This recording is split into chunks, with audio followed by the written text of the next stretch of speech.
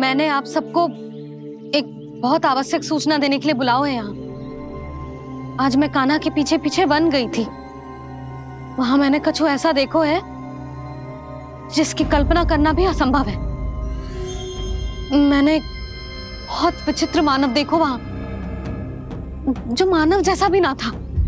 जो भी था ना, साधारण जीव तो ना था। पर जसोदा, ऐसो कैसे संभव हो सकता है? क्या बुद्धि लगाई है यशोदा ने। मेरे सामने एक ना चली तो अब गोपियों को अपनी योजना में सम्मिलित कर रही है। आप तो मेरा विश्वास करो मौसी, मैं सच्ची कह रही हूं। उसका तो सर भी विचित्र था।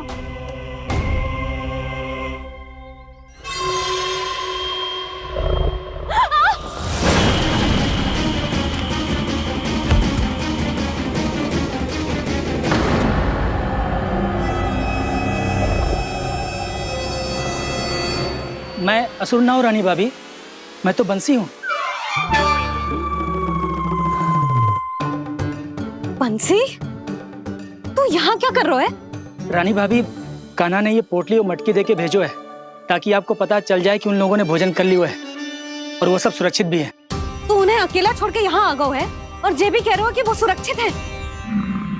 इतनी भी क्या शीघ्रता है वत्सासुर? ये जाल है, इसका छल है, पर मैं इसके बहकावे में नहीं आऊंगा।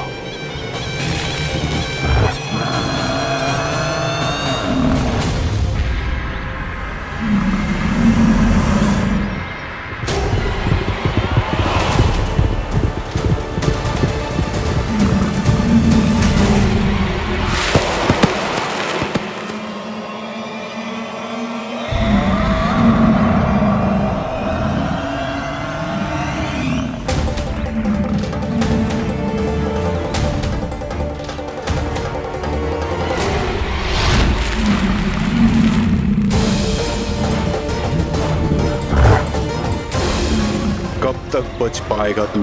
और स्वयं बच भी गया तो इन बालकों के प्राणों की रक्षा कैसे करेगा?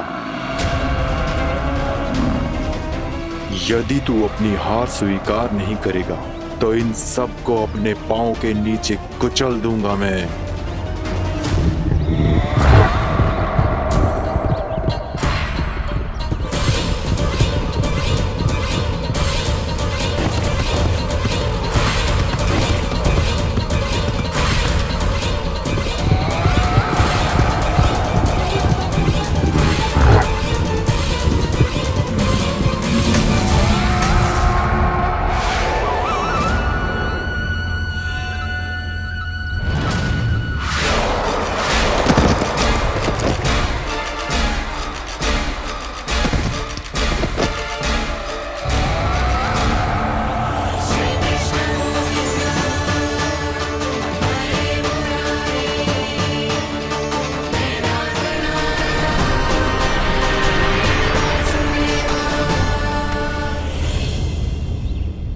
उलझन में क्यों प्रमिला?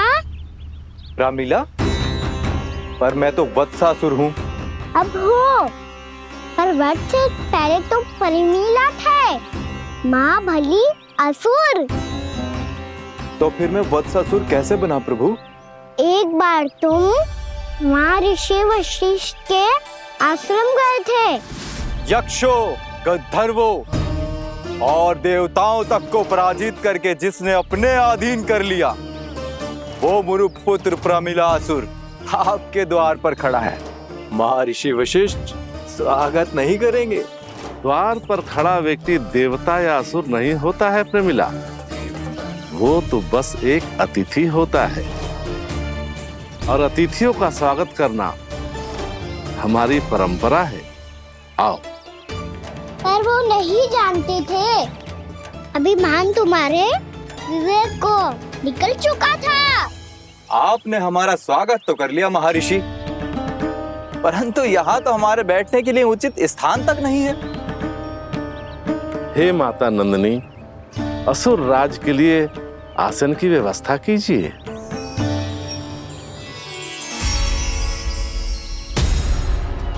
विराजिए असुर राज।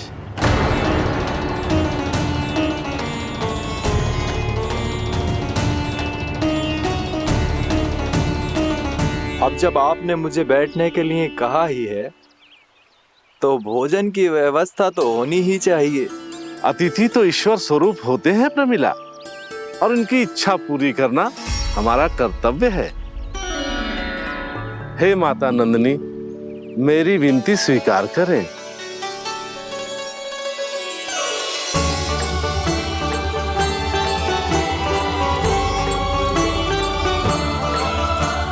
आरंभ करो प्रमिला। ये तो बहुत ही चमत्कारी गाय है, किसी भी मूल्य पर इसे प्राप्त करना ही होगा मुझे। फिर तुमने ऋषि वशिष्ठ से नंदिनी को पाने की योजना बनाई और कुछ ही दिन के बाद ब्राह्मण का रूप लेकर उनके आश्रम पहुंच गए। कहिए ब्राह्मण देव, मैं आपकी क्या सेवा कर सकता हूँ? महर्षि वशिष्ठ के आश्रम आया हूँ। रिक्त हाथ वापस लौटना तो संभव ही नहीं है। ईश्वर की कृपा से आपके मन में जो है वो सब मिलेगा। अपनी इच्छा प्रकट कीजिए ब्राह्मण देव।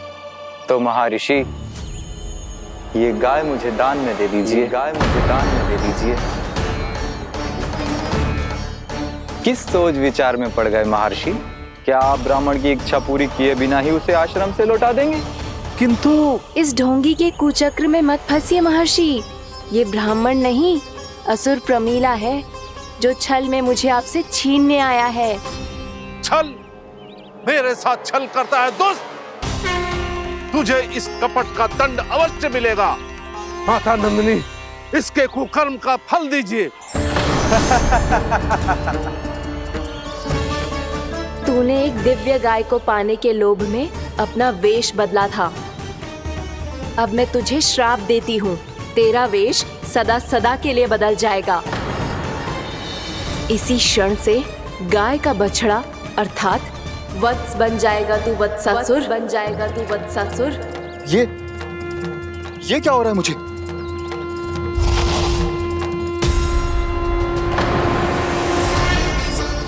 मेरा स्वरूप? हाँ। मुझे क्षमा करें मां नंदिनी, अपना श्राप वापस ले लीजिए। महर्षि, मेरी रक्षा करें। महानंदिनी, मुझे क्षमा कर दीजिए। भूल हो जाने के बाद उसे सुधारने का एक अवसर तो सभी को मिलना चाहिए माँ। इसे क्षमा कर दीजिए माँ, इसे अपनी भूल का पश्चाताप है। आपसे अधिक और कौन जानता है महर्षि, दिया हुआ श्राप वापस नहीं लिया जा सकता। पर मैं तुम्हें वरदान देती हूँ, तुम्हें वत्सासुर के रूप में केवल द्वापर युग तक रहना होगा। उसके बाद स्वयं प्रभु श्री विष्णु के अवतार तुम्हें मुक्ति प्रदान करेंगे।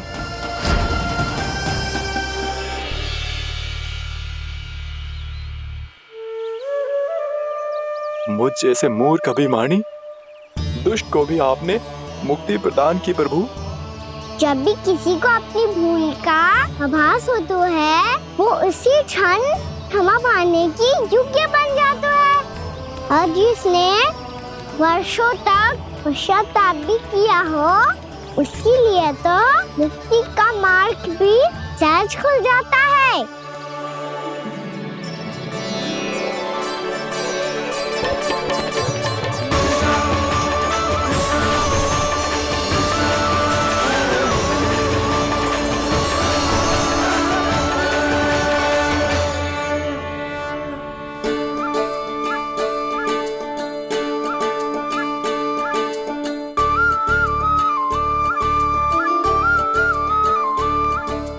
यशोदा,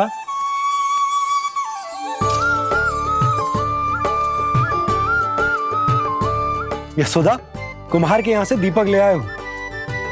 हर बार की भांति इस बार भी पूरा गांव दीपों से जगमगा उठे हो। वृंदावन में जे हमारी पहली दीपावली है और जे हम बड़ी धूमधाम से मनाएंगे। रानी भाभी, तोरण के रूप में जे टांग दो दौर पे। हाँ, टांग दे। अरे ठहरो, बंसी, जे तोरण थोड़ी ना है। तोरण तो आम के पत्तों और गेंदे के फूल का बनता है। जे किसने कही तुझे ऐसे टांगने के लिए? तोरण क्यों टांगते हैं पता है? हे नारायण, तोरण इसलिए टांगते हैं ताकि बुराई और नकारात्मकता को हम द्वार के बाहर ही रोक दें और भीतर उन शक्तियों को आमंत्रित करें जो ऊर्जा, उत्साह और दिव्यता से भरी हो, जैसे मैया लक्ष्मी। रानी भाभी, ये बात समझ में ना आई कि तोरण में केवल आम के पत्तों और गेंदे के फूलों को ही क्यों लगाया जाता है? वो इसलिए बंसी क्योंकि आम के पत्ते घर के भीतर की दूषित वायु को खींचकर बाहर निकाल देते हैं और किसी भी प्रकार की नकारात्मक ऊर्जा को उसका हरा रंग घर के भीतर प्रवेश ना करने देते और आंखों को शांति और सुखद अनुभव कराता है, वो बात अलग। इसी प्रकार से गेंदे के फूल भी किसी भी प्रकार की नकारात्मक ऊर्जा को घर के भीतर प्रवेश ना करने देते और उनकी गंध से कीड़े मकोड़े भी घर से दूर ही रहते हैं। समझ में आई बात? जी समझ गए हो। हाँ तो समझ गए हो तो जा ना, शीघ्र आम के पत्ते लेके आ जा। जी। यशोदा, अपने कान्हा के गौचारण से लौटने की प्रतीक्षा में तुम जितनी व्याकुल हो ना, उतना व्याकुल तो अयोध्यावासी भी ना थे भगवान श्री राम के वनवास से लौटने पर। हर मैया के लिए उसका लल्ला श्री राम ही होता है। अच्छा एक बात बताओ, तुम अपने श्री राम, मेरा अर्थ है कि तुम्हारे लल्ला की प्रतीक्षा ऐसे ही भूखे प्यासे खड़े रहकर इस द्वार पर करने वाली हो क्या? भोजन की स्मृति सता रही है आपको? अपने लल्ला की कोई चिंता ना है। सारे बालक वन में अकेले हैं, अब तो बंसी भी यहाँ आ गए हैं। नारायण ही रक्षा करे उन सबकी, कहीं कोई अनहोनी ना हो जाए। इतने घने वन में कहीं कोई पशु या कोई राक्षस आ गो तो? अभी तो कह रही थी कि तुम्हारा लल्ला श्री राम है। श्री राम तो 14 बरस का वनवास काटकर सुरक्षित अपने घर लौट आए थे। तुम्हारा लल्ला तो सवेरे गया है गौचरण को, गोधूली के पहले वापस आ जाएगा। चिंता मती करो यशोदा, अकेले रहकर सब संभालेगो तभी तो हर परिस्थिति का सामना अच्छे से कर पाएगो।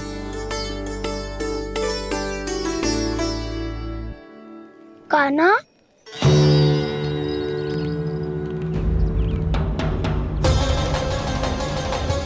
अब की बार तो पूरा फंस गया। अब इस स्थिति को कैसे संभालूं? जी कैसे हो? जी वत्स तो हमारो ना है। जी वत्स तो है ही ना। जी तो एक बहुत भयानक राक्षस लग रहा है। राक्षस? सच्ची बता कान्हा, जे तूने तो ना कियो? है जा कान्हा, हम घर लौट जाएंगे। अब पहरा देने की मेरी बारी है। आप जाओ और विश्राम करो। वन में आने से लेकर अब तक जो भी हुआ है सब तुम्हारी योजना का ही भाग है और अब ये भी तुमने ही किया है ना कान्हा? मुझे आप नहीं पहचानोगे तो और कौन पहचानेगा दाऊ? पर अब समझ ही गए हो तो बस देखते ही मत रहो, सईठा भी करो, स्मरण करो क्या है मेरा सत्य। स्मरण करो? मैं कौन? बोल कान्हा, सत्य बता। तू नहीं करो अजय? इतना बड़ा वत्स, बल्कि वत्स भी नहीं, इतना बड़ा राक्षस और इतना छोटा सा कान्हा। उज्जवल अपने बड़बोलेपन में कुछ भी बोलने लगते हो तुम। भला कान्हा में इतनी शक्ति कहाँ जो इतने बड़े राक्षस की ये दशा कर पाए? तो फिर ये किसने करो जे? ये कार्य तो बस श्री नारायण ही कर सकते हैं, है ना कान्हा? इतनी क्षमता तो उन्हीं में हो सकती है, पर सिखाओ इसके बारे में गांव में किसी को पता ना चलना चाहिए। क्यों?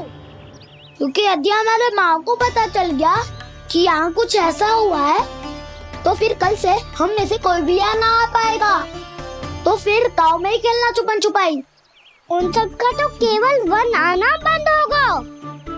पर मेरी मैया तो मुझे घर से बाहर निकलने ही ना देगी। नाना, हम किसी को कछु ना बोलेंगे, है ना सखाओ? हाँ।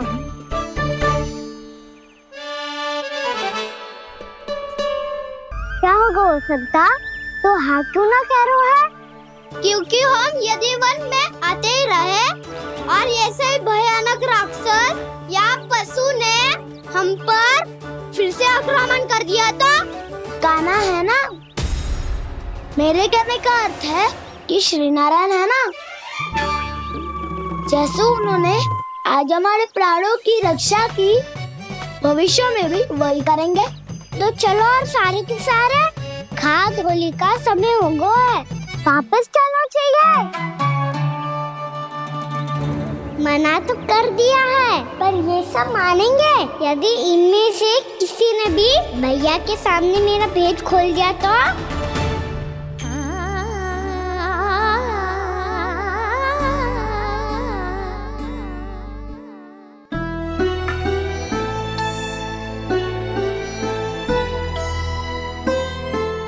यशोदा, आओ कछु खा लो।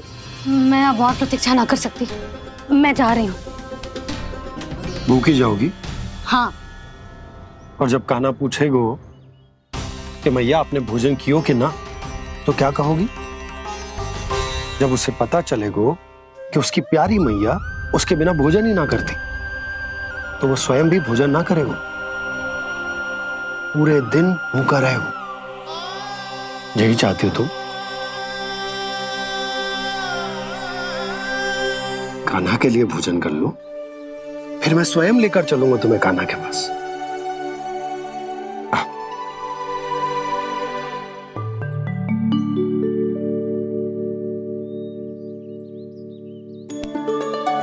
आपने कान्हा का नाम लियो है, इसीलिए खा रही हूँ।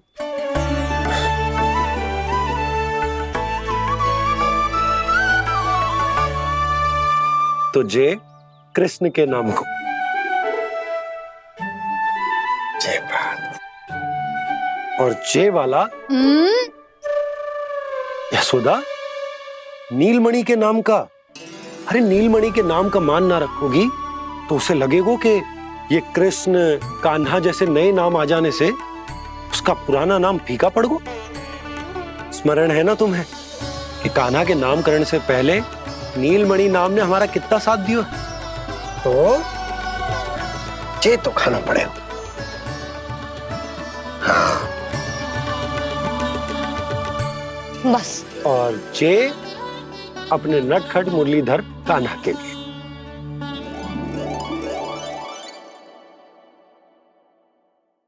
लल्ला का नाम ले लेके आपने पूरा भोजन करा दियो। अब चलो, ले चलो मुझे उसके पास। आपने कही थी ना? हाँ यशोदा, ये लो।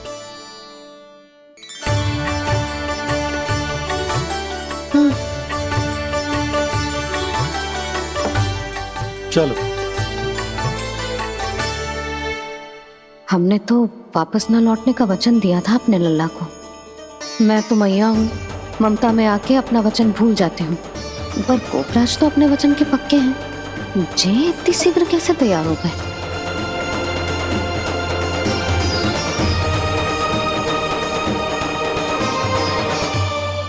मरण है ना, आज जो हुआ है उसके बारे में कोई एक शब्द भी ना बोलेगा, समझ गए?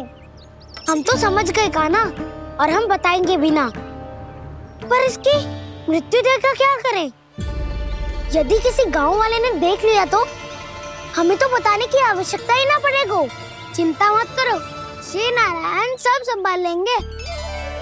ये जहाँ से आया है वही पहुँचा देंगे इसे। वाह दाऊ, क्या सुझाव दिया है आपने?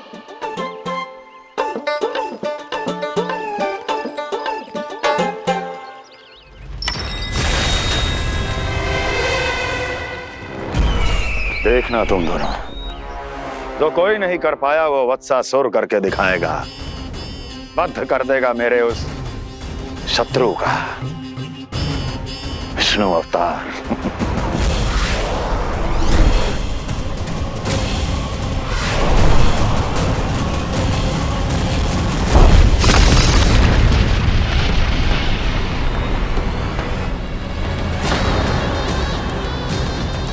वत्सासुर! वत्सासुर! कैसे मारा उस विष्णु अवतार ने गौवंश को? तुमने वत्स का अर्थात गौवंश के जीव का वध किया है काना? नहीं दाऊ, मैंने तो राक्षस वत्सासुर को मोक्ष किया है। अपने कर्मों को घुमा फिरा के सही सिद्ध मत करो काना। मेरी बात सुनो, मैं दाऊ हूँ तुम्हारा। वो जो भी था पर था तो गौवंश से ही ना। तुमसे उसकी हत्या हुई है और तुम्हें इसका प्रायश्चित करना ही चाहिए। ऐसे करूँ